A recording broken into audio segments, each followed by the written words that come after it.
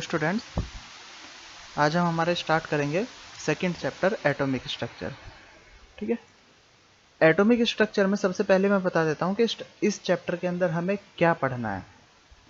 इस चैप्टर के अंदर हमें नाम से पता लग रहा है जैसे एटम की स्ट्रक्चर के बारे में ही हमें पढ़ना है। ठीक है, एटॉमिक स्ट्रक्चर। अब एटम की स्ट्रक्चर के बारे में 10th क्लास तक हम लोगों ने क्या पढ़ा हुआ है कि बीच में एक न्यूक्लियस होता है और इलेक्ट्रॉन इसके चारों तरफ चक्कर लगाता है। ठीक है, ये हमने 10th क्लास तक पढ़ा हुआ है। अब हमें इस चैप्टर के अंदर ये पढ़ना है कि हमें कहाँ से पता लगा कि बीच में न्यूक्लियस आया था, इलेक्ट्रॉन की डिस्कवरी किस तरीके से हुई थी और किसने की थी, ये एक दूसरे को अट्रैक्ट क्यों नहीं करते, इलेक्ट्रॉन न्यूक्लियस के चारों तरफ चक्कर क्यों लगाता है। जैसा अगर हम देखें कि हमारे हाथ में अगर पेन है तो पेन में बहुत सारे एटम हैं, हमें नहीं लगता देखने से कि इलेक्ट्रॉन उसके अंदर रिवॉल्व कर रहे होंगे, इलेक्ट्रॉन उसके अंदर चक्कर लगा रहे होंगे, लेकिन फिर भी थ्योरेटिकली ऐसा बोला जाता है कि न्यूक्लियस के चारों तरफ इलेक्ट्रॉन चक्कर लगाते हैं। तो ऐसे कौन कौन से रीजंस हैं, कौन कौन से एक्सपेरिमेंट हैं जिनके बेस पर ये एटम का मॉडल तैयार किया गया। ठीक है, तो ये सारे एक्सपेरिमेंट्स हमको यहाँ पर पढ़ते हैं। न्यूक्लियस के अंदर प्रोटॉन प्रोटॉन कैसे आया, न्यूट्रॉन कैसे आया, इनके बारे में डिस्कस करना है। ठीक है, तो एक एक करके हम लोग आगे चलते हैं। सबसे पहले हम बात करते हैं एटम की डेफिनेशन के बारे में कि एटम को किस तरीके से डिफाइन किया गया। इनिशियली सबसे पहले जो एटम को डिफाइन किया गया वो सिर्फ एक वर्ड बोलकर डिफाइन किया गया और वो वर्ड है हमारे पास अनब्रेकेबल। मतलब एटम वो पार्ट है जिसे और ज़्यादा ब्रेक नहीं किया जा सकता। फॉर एग्जाम्पल, अगर हमारे हाथ में पेन है और हम पेन के टुकड़े करने की कोशिश करते हैं तो हम उसके 2, 4, 8 टुकड़े कर सकते हैं। हम उसे उस टाइम तक ब्रेक करते हुए चले जाएं जब तक हमारे पास उसका सबसे छोटा टुकड़ा नहीं मिल जाता। ठीक है, अब जब सबसे लास्ट वाले टुकड़े को ब्रेक करने की कोशिश की जाए तो वो ब्रेक नहीं होगा। तो ऐसा पार्ट जो और ज़्यादा ब्रेक ना हो सके उसे हम क्या बोलेंगे, उसे हम बोलेंगे एटम। जो सबसे छोटा पार्ट होगा उसे हम बोलेंगे एटम। ठीक है, ये सबसे इनिशियल डेफिनेशन थी। हालांकि बाद में भी ऐसा डिफाइन कर दिया गया कि एटम के भी टुकड़े हो सकते हैं जिन्हें हम सब एटॉमिक पार्टिकल बोलते हैं। मतलब एटम भी किसी ना किसी से मिलके ही बना होता है। ठीक है, तो ये एटम की डेफिनेशन थी। इसकी डेफिनेशन में और इसकी थ्योरीज में और डीप में हमको नहीं जाना, जो कि डॉल्टन्स थ्योरी होती है वो हम फर्स्ट चैप्टर के अंदर पढ़ चुके होते हैं मोल कंसेप्ट के अंदर। ठीक है, अब हम बात करते हैं एटम के बारे में और इसके सब एटॉमिक पार्टिकल के बारे में। तो सबसे पहले देखो, मैंने ये बता ही दिया है कि हम चैप्टर में क्या क्या पढ़ना है। हमें चैप्टर स्टार्टिंग से पढ़ना है। हम अभी उस जमाने में, जिस जमाने में हमें एटम की डेफिनेशन क्या पता है, हमें एटम की डेफिनेशन पता है कि ये अनब्रेकेबल होता है। फिर धीरे धीरे हमें पता लगेगा कि इलेक्ट्रॉन होता है, प्रोटॉन होता है, न्यूट्रॉन होता है। तो ये एक एक एक्सपेरिमेंट करते हुए हम आगे बढ़ेंगे, लेकिन उससे पहले हम इनके सब एटॉमिक पार्टिकल के बारे में थोड़ी बहुत इंफॉर्मेशन ले लेते हैं। सब एटॉमिक पार्टिकल क्या होते हैं? जिनसे मिलके एटम बना होता है उसे सब एटॉमिक पार्टिकल बोला जाता है। क्या क्या होते हैं वो? Electron, proton and neutron. ठीक है, इनके बारे में बेसिक इन्फॉर्मेशन तो हमें पता है, इनके नाम पता है, चार्ज पता है, तो वो हम एक बार फिर से डिस्कस कर लेते हैं। यहाँ पर हमें यहाँ पढ़ना है इलेक्ट्रॉन, प्रोटॉन और न्यूट्रॉन के बारे में। ठीक है, सिर्फ शॉर्ट में पढ़ रहे हैं, उसके बाद डिटेल में पढ़ेंगे विद एक्सपेरिमेंट ये कहाँ से आए होंगे। क्या क्या पढ़ना है? इनके नेम, डिस्कवरी किसने की, इनका मास, इनका चार्ज, और जो चैप्टर के अंदर सबसे ज़्यादा काम में यूज़ में लिया जाता है, relative mass and relative charge. ठीक है, देखो, इलेक्ट्रॉन ई से डिनोट किया जाता है इलेक्ट्रॉन को, पी से डिनोट किया जाता है प्रोटॉन को, एंड एन से डिनोट किया जाता है न्यूट्रॉन को। ये इनके नाम हो गए। ठीक, अब हम बात करें डिस्कवरी के बारे में, तो डिस्कवरी किस किस ने की? इलेक्ट्रॉन की डिस्कवरी की जे थॉमसन ने। ठीक है, इसका एक्सपेरिमेंट आएगा। प्रोटॉन की डिस्कवरी की ई गोल्डस्टीन ने, और न्यूट्रॉन की डिस्कवरी की जेम्स चैडविक ने। ठीक है, देखो, जेम्स चैडविक का नाम सुना होगा तुम लोगों ने न्यूट्रॉन की डिस्कवरी में, लेकिन एक नई बात मैं बता देता हूँ कि एक्चुअल में जो न्यूट्रॉन की डिस्कवरी की थी, एक्चुअल में न्यूट्रॉन की डिस्कवरी रदरफोर्ड ने की थी। रुथरफोर्ड भी बोलते हो तुम लोगों से, मैं रदरफोर्ड बोलूंगा। न्यूट्रॉन की डिस्कवरी रदरफोर्ड ने की थी, लेकिन रदरफोर्ड ने जो डिस्कवरी की थी वो कंप्लीटली थ्योरेटिकली की थी और उसने इसका कोई प्रूव नहीं दिया था। एक्चुअल में जो एटॉमिक मास होता है, एटॉमिक मास के बारे में तुम सभी लोग जानते हो। एटॉमिक मास क्या होता है? एटॉमिक मास अभी हम बोल देते हैं प्रोटॉन और न्यूट्रॉन का सम, ऐसा हम बोलते हैं, ठीक है। लेकिन जिस टाइम पर न्यूट्रॉन नहीं था उस टाइम पर इलेक्ट्रॉन के एटम के अंदर ओनली प्रोटॉन था और इलेक्ट्रॉन था। तो हम ऐसा बोलते थे कि एटॉमिक मास ओनली प्रोटॉन के मास के बराबर होता है। लेकिन रदरफोर्ड जब एक्सपेरिमेंट कर रहा था तो वो बार बार देख रहा था कि एटम का मास प्रोटॉन के मास से जस्ट डबल आ रहा था, ठीक है, छोटे एलिमेंट्स के केस में। तो उसने बोला कि अभी भी ऐसे एलिमेंट्स हैं एटम के अंदर जिन्हें हम डिस्कवर नहीं कर पाए और उनके अंदर कोई चार्ज नहीं है। तो चार्ज तो रदरफोर्ड ने पहले ही बता दिया था कि उसके अंदर जीरो चार्ज होता है, लेकिन डिस्कवर नहीं कर पाया था। जेम्स चैडविक ने एक एक्सपेरिमेंट किया था, उस एक्सपेरिमेंट में एक नया पार्टिकल बाहर निकला था। तो उस पार्टिकल के बारे में जब रिसर्च हुई तब पता लगा कि शायद ये पार्टिकल वही हो सकता है जिसके बारे में रदरफोर्ड ने बात की थी, और इसके ऊपर कोई चार्ज नहीं होता, जीरो चार्ज होता है, न्यूट्रल होता है। इसीलिए इसका नाम क्या दे दिया गया? न्यूट्रॉन इसका नाम दे दिया गया। लेकिन एक्सपेरिमेंटली किसने प्रूव किया? जेम्स चैडविक ने। इसलिए डिस्कवरी में किसका नाम आता है? जेम्स चैडविक का नाम आता है। थ्योरेटिकली रदरफोर्ड इसके बारे में पहले ही बता चुका था, ठीक है। अब बात करते हैं मास के बारे में। इलेक्ट्रॉन का मास, इलेक्ट्रॉन का मास होता है 9.1 इंटू 10⁻⁻31 kg, ठीक है। प्रोटॉन का मास 1.672 इंटू 10⁻⁻27 kg। न्यूट्रॉन का मास 1.675, लगभग सिमिलर है, देखो प्रोटॉन और न्यूट्रॉन, सिर्फ 2 और 5 का डिफरेंस है। 1.675 इंटू 10⁻⁻27 किलोग्राम, ये न्यूट्रॉन का मास होगा, ठीक है। चार्ज है, इलेक्ट्रॉन का चार्ज नेगेटिव में होता है, तो 1.6 इंटू 10⁻⁻19 कूलाम्ब। प्रोटॉन का चार्ज, सेम चार्ज पॉजिटिव में, 1.6 इंटू 10⁻⁻19 कूलाम्ब। न्यूट्रॉन का चार्ज जीरो, कोई चार्ज नहीं होता। रिलेटिव मास की बात करें, ये रिलेटिव मास क्या है इसके बारे में बता देता हूँ। रिलेटिव मास का मतलब क्या है? जैसे देखो, मास हमारे पास आया, मास की यूनिट क्या है? किलोग्राम। अब हमें पूछा गया कि ऑक्सीजन का मास बताओ, तो ऑक्सीजन का एटॉमिक मास, एटॉमिक मास क्या होता है? प्रोटॉन और न्यूट्रॉन का मास। तो ऑक्सीजन के पास टोटल कितने प्रोटॉन होते हैं? 8 प्रोटॉन। कितने न्यूट्रॉन होते हैं? 8 न्यूट्रॉन। अगर ऑक्सीजन का मास पूछा गया तो क्या मैं ऐसे मास निकाल सकता हूँ? 8 इंटू 1.672 इंटू 10⁻⁻27, ये प्रोटॉन हुआ, प्लस 8 इंटू 1.675 इंटू 10⁻⁻27, ये न्यूट्रॉन हुआ। अब इनको मल्टीप्लाई करके कैलकुलेट करना, मल्टीप्लाई करके इनका एडिशन करना, ये तो बहुत डिफिकल्ट है, और पूरे चैप्टर में हमको इसी टाइप की कैलकुलेशन करनी है। तो ये तो इम्पॉसिबल सा काम है इतनी लंबी कैलकुलेशन करना। तो हम क्या करें, इस कैलकुलेशन को ईजी बना लेते हैं, और उसी कैलकुलेशन को ईजी बनाने के लिए रिलेटिव मास निकाला गया है। हम क्या करते हैं, हम इस प्रोटॉन के मास को कंसीडर कर लेते हैं एज ए 1। ये जो प्रोटॉन का मास है इसे कंसीडर किया मैंने 1, ठीक है। कंपेरेटिवली प्रोटॉन का मास न्यूट्रॉन का मास कितना हो जाएगा? 1, क्योंकि दोनों लगभग सिमिलर है, सेम है। और इलेक्ट्रॉन के मास को अगर कंपेयर करें तो ये इसका आता है 1/1837 टाइम्स। जब इसे डिवाइड करेंगे तो आएगा 0.00 समथिंग, तो इसे नियरली इक्वल टू हम 0 ही मान लेते हैं, ठीक है। तो प्रोटॉन का मास 1, इलेक्ट्रॉन का मास 0 एंड न्यूट्रॉन का मास 1। ये एक्चुअल मास नहीं है, ये सिर्फ कंपेयर किए हुए मास है कैलकुलेशन ईजी बनाने के लिए। तो इनकी यूनिट किलोग्राम तो नहीं होगी, इनकी यूनिट होगी, जब हमने ही बनाई है तो हम एटॉमिक मास यूनिट इसका नाम रखेंगे AMU, ठीक है। तो यहां से हमें पता चला कि 1 एटॉमिक मास यूनिट ये किसके इक्वल होती है? प्रोटॉन के मास के इक्वल माना है ना हमने, 1.672 इंटू 10⁻⁻27 किलोग्राम के ये इक्वल होगी, ये AMU, ठीक है। रिलेटिव चार्ज, देखो चार्ज भी थोड़ा कॉम्प्लिकेटेड सा ही है, इतना अलग सा डिजिट है, तो हम ऐसा मानते हैं कि इसको हमने कंपेरेटिवली मान लिया 1.6 इंटू 10⁻⁻19 को, तो ये हुआ -1। कंपेरेटिवली प्रोटॉन कितना हो जाएगा? +1, एंड न्यूट्रॉन तो हमारे पास है ही 0, तो न्यूट्रॉन हो जाएगा हमारे पास 0, ठीक है। तो ये हुए हमारे पास इलेक्ट्रॉन, प्रोटॉन एंड न्यूट्रॉन के charge mass, relative charge and relative mass, ठीक है, कंप्लीट इंफॉर्मेशन इनके बारे में।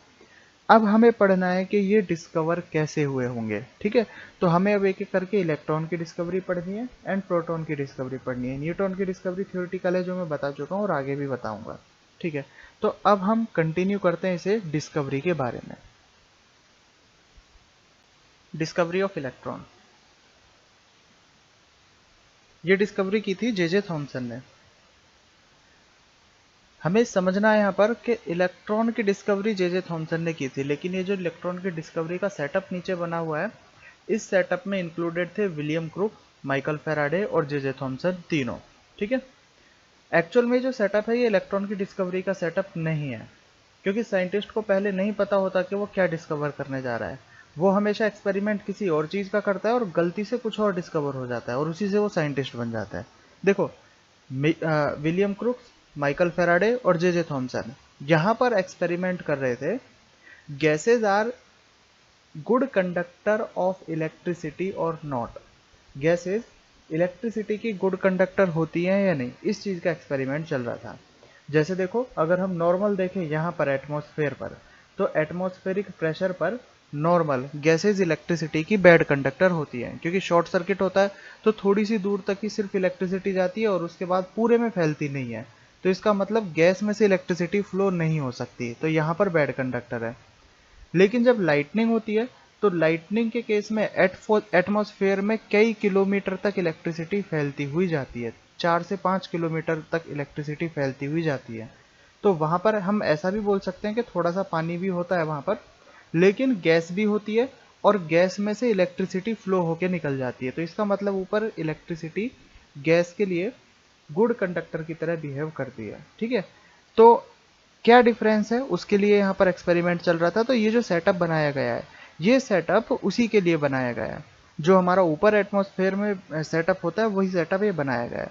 ये है एक ग्लास ट्यूब, ये हमारे पास ग्लास ट्यूब है। ठीक है। इसे डिस्चार्ज ट्यूब भी बोलते हैं हम लोग, डिस्चार्ज ट्यूब भी बोलते हैं, क्योंकि इसके अंदर इलेक्ट्रिसिटी डिस्चार्ज की जाएगी।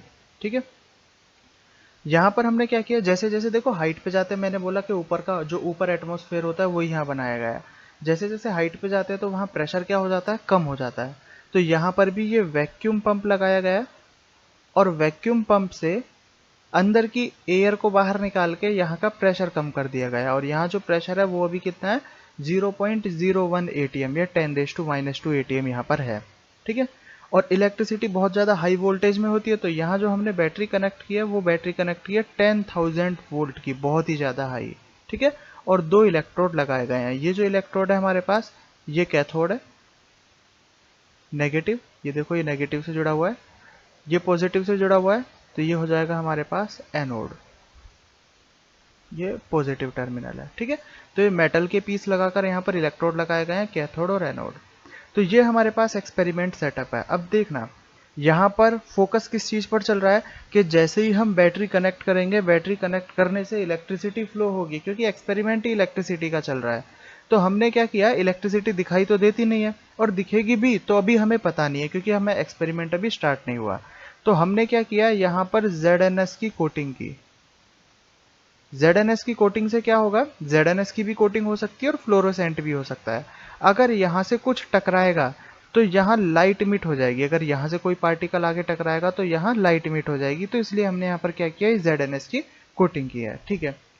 अब देखो जैसे ही एक्सपेरिमेंट स्टार्ट हुआ तो हुआ क्या, यहाँ पर हमने बैटरी को कनेक्ट किया, ये बैटरी कनेक्ट की इलेक्ट्रोड से, और बैटरी कनेक्ट करते ही यहाँ से कुछ रेज निकल के एनोड की तरफ गई, ये कुछ रेज निकल के एनोड की तरफ गई। ये जो रेज निकल के गई है इन्हीं को नाम दिया गया क्या, कैथोड रेज। देखो डायरेक्शन कहाँ से कहाँ है इनकी, ये कैथोड से निकल के एनोड की तरफ जा रही है, इसीलिए इनको क्या बोल दिया गया, कैथोड रेज बोल दिया गया। तो यहाँ तक की डिस्कवरी में कौन कौन था, J Thomson, William crook and Michael Faraday.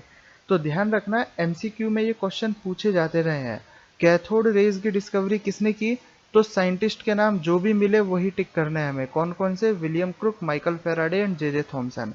यहाँ पर इनका एक्सपेरिमेंट खत्म हो जाता है, क्योंकि इलेक्ट्रिसिटी का एक्सपेरिमेंट खत्म हो चुका है, जिसके बारे में एक्सपेरिमेंट चल रहा था कि इन कंडीशन पर, हाई वोल्टेज पर और लो प्रेशर पर इलेक्ट्रिसिटी गैसेस में से फ्लो हो सकती है। ये एक्सपेरिमेंट खत्म हो चुका है। ठीक है। तो ये कैथोड रेज नाम दिया गया यहाँ पर, अभी इलेक्ट्रॉन नहीं आया है।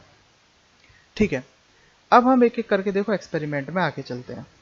अब क्या हुआ, जे थॉमसन ने खुद ने इस पर अलग से एक्सपेरिमेंट करना स्टार्ट किया, और वो एक्सपेरिमेंट क्या थे, बहुत सारे एक्सपेरिमेंट थे, लेकिन हम उन्हीं के बारे में पढ़ेंगे जिनसे कुछ ना कुछ रिजल्ट निकलता है। ठीक है, एक्सपेरिमेंट बहुत थे लेकिन हम सिर्फ इफेक्टिव पढ़ेंगे। जे थॉमसन ने क्या किया, जे थॉमसन ने यहाँ एक ऑब्स्टकल रखा। ऑब्स्टकल मतलब कोई भी पत्थर हो सकता है, ये पत्थर यहाँ पर उसने रख दिया। पत्थर हो सकता है या कुछ भी जो इसका रास्ता रोके रेज का। अब जे थॉमसन ने जैसे ही यहाँ पर ऑब्स्टकल रखा, तो ऑब्स्टकल रखने का मतलब क्या, ऑब्स्टकल रखने पर रिजल्ट क्या आया, यहाँ जो लाइट जलनी चाहिए थी वो लाइट नहीं जली, मतलब यहाँ छाया बनी। तो इसका मतलब क्या हुआ, इसका मतलब ये हुआ कि ये रेज ऐसे मुड़ के नहीं जा पाई। ठीक है, तो हम ऐसा बोल सकते हैं कि अगर कोई भी ऑब्स्टकल रखने पर पीछे की तरफ कुछ भी नहीं हुआ तो कैथोड रेज स्ट्रेट लाइन में ट्रेवल करती हैं,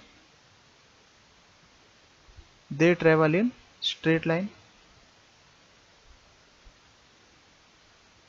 एक पॉइंट हमारे पास ये आया यहां से। ठीक है, इसके बाद हम बात करें नेक्स्ट क्या किया जे थॉमसन ने, ये ऑब्स्टकल यहां से हटाया और इसकी जगह एक पेडल व्हील लगाया जो कि रोटेट हो सकता है, ऐसा पेडल व्हील। ठीक है, कुछ इस टाइप का पेडल व्हील है, ये पेडल व्हील है। अगर हम इस पर फोर्स लगाएंगे जैसे यहां से, तो ये टकरा के इस तरीके से घूम जाएगा। ठीक है, तो देखो अभी इनका नाम क्या है, कैथोड रेज। जैसे ही जे थॉमसन ने यहाँ पर पेडल व्हील लगा के एक्सपेरिमेंट स्टार्ट किया, ये पेडल व्हील रोटेट होने लगा। और अगर ये पेडल व्हील रोटेट होने लगा तो इसका मतलब क्या हुआ कि हम इन्हें कम से कम रेज तो नहीं बोल सकते। रेज का मतलब क्या होता है, अगर ये रेज होती, एक्चुअल में ये एनर्जी होती, तो ये पेडल व्हील को बिना डिस्टर्ब किए सीधी निकल जाती। जैसे मान लो अगर मैं इसमें से हीट एनर्जी निकालना चाहूं तो क्या हीट एनर्जी इसको रोटेट करेगी? नहीं। ये रोटेट कब होगा, जब इससे कुछ ना कुछ मास टकराया होगा, तभी ये रोटेट हुआ होगा। तो इसका मतलब ये हुआ कि ये जो पेडल व्हील है, इस पेडल व्हील में ये जो रेज है, इसमें रेज नहीं, कोई ना कोई मास है, मास पार्टिकल यहाँ पर प्रेजेंट है। तो ये यहाँ से बोला जा सकता है। तो हम ऐसा बोल सकते हैं यहाँ से, दे हैव सम मास। कुछ ना कुछ तो मास इनके अंदर है। कितना है हमें पता नहीं, m मान लेते हैं अभी। ठीक है, ये मास भी कैसे आएगा ये भी हम आगे पढ़ेंगे। नेक्स्ट क्या किया गया, नेक्स्ट एक्सपेरिमेंट में पेडल व्हील हम लोगों ने हटा दिया। पेडल व्हील के बाद अब हमने लगाई यहां पर डिस्चार्ज ट्यूब, इलेक्ट्रिकल ट्यूब।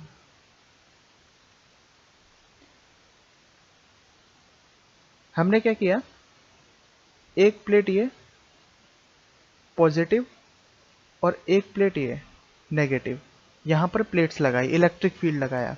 तो जैसे ही इलेक्ट्रिक फील्ड लगाया, तो इलेक्ट्रिक फील्ड लगाने पर ये जो रेज है, ये सारी रेज ये पॉजिटिव प्लेट की तरफ मुड़ गई, ऊपर की तरफ चली गई। ठीक है, अगर ये रेज पॉजिटिव प्लेट की तरफ गई तो इसका मतलब इनके अंदर कुछ ना कुछ चार्ज है। तो हम बोल सकते हैं दे हैव सम चार्ज। और कौन सा चार्ज है, नेगेटिव चार्ज है। कितना है पता नहीं, ये भी एक्सपेरिमेंट में, ये भी आगे कैलकुलेट करना बाकी है। तो इनके पास मास भी है और इनके पास चार्ज भी है। तो क्या अभी भी इनको रेज नाम देना ठीक रहेगा? नहीं, अब ये रेज नहीं है। तो जे थॉमसन ने इन्हीं का नाम चेंज करके क्या नाम रख दिया, इलेक्ट्रॉन इनका नाम रख दिया। आया समझ में? तो ये जो एक्चुअल में हमें रेज जैसा दिखाई दे रहा था, ये रेज नहीं, ये पार्टिकल्स हैं। और इन पार्टिकल्स को क्या बोला गया आगे चल के, इलेक्ट्रॉन बोला गया। तो इसीलिए इलेक्ट्रॉन की डिस्कवरी में जे थॉमसन का नाम आता है और कैथोड रेज की डिस्कवरी में William crooks and Michael Faraday का भी नाम आता है। ये इंपॉर्टेंट टर्म थी जो हमें यहाँ पर याद रखनी थी। ठीक है, तो इसके बारे में हम और नेक्स्ट क्लास में थोड़ा डीप में जाएंगे, थोड़ा सा डिस्कस करेंगे और थ्योरी लिखेंगे। ठीक है।